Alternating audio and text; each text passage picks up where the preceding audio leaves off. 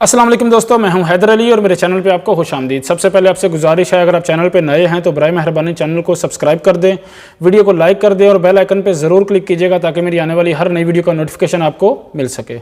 आज ना ही family visit visa पर वीडियो बना रहा हूँ, ना ही इकामा पर। एक भाई ने 2 बार ईमेल किया है कि भाई हम सऊदी अरब आना चाहते हैं, तो इस बारे में कोई रहनुमाई कर दें कि हम किस वीज़े पर आएँ। बराए मेहरबानी एक वीडियो ज़रूर बना दें इस बारे में।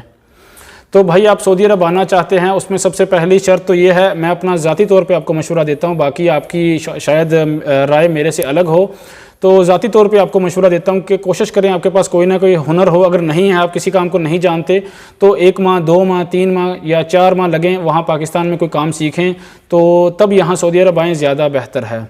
आप यहाँ आ जाते हैं, आपको कोई भी भाई या आपका दोस्त वीज़ा फॉरवर्ड कर देता है और आप यहाँ आ जाते हैं। यहाँ आकर आप कफ़ील को पैसे देते हैं, उसके बाद काम ढूंढते हैं और आपके माइंड में यही होता है कोई भी काम मिल जाए मैं वही करूँगा।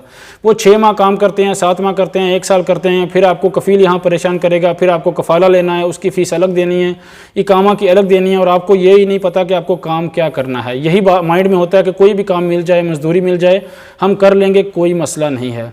तो इससे बेहतर है आप किसी कंपनी के वीज़ा पर आएँ, किसी शिरका के वीज़ा पर आएँ और एग्रीमेंट जो आपका हो वो आप ज़रूर पढ़ें कि आपका क्या काम है और उसकी सैलरी कितनी है।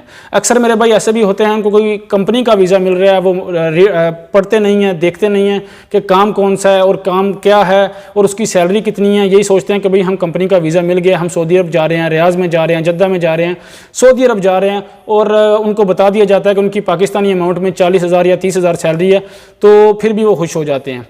वो ये काम भी नहीं देखते कि उनका काम क्या है। तो बराए मेहरबानी काम भी देख लिया करें। अगर मेरे भाई आपके पास कोई हुनर है, आप कोई काम जानते हैं, इलेक्ट्रिशियन का काम जानते हैं, प्लम्बर का कोई भी काम आप जानते हैं, तो मेरे ख्याल में आप अगर पाकिस्तान में रहें तब भी आप कामयाब हैं, सऊदी अरब आएँ तब भी आप कामयाब हैं।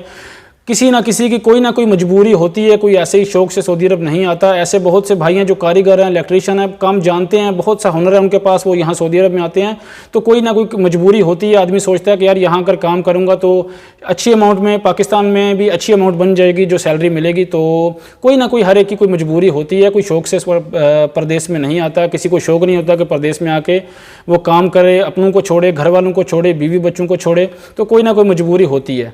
तो अगर आप सऊदी अरब में आना चाहते हैं तो उसके लिए मैं ज़ाती तौर पे आपको यही मेरे भाई मशवरा दूंगा कि आप कोई काम सीख लें, 2 माह 4 माह 5 माह कोई भी काम सीख लें, थोड़ा अपना टाइम स्पेंड कर लें, अपने लगन से काम करें, अपने माइंड में ये सोच रखें कि मुझे ये काम सीखना है और हर हाल में सीखना है, तो आप वो काम सीखें, तब सऊदी अरब आएँ या किसी भी मुल्क में जाएं तो आपको ज़्यादा फ़ायदा होगा।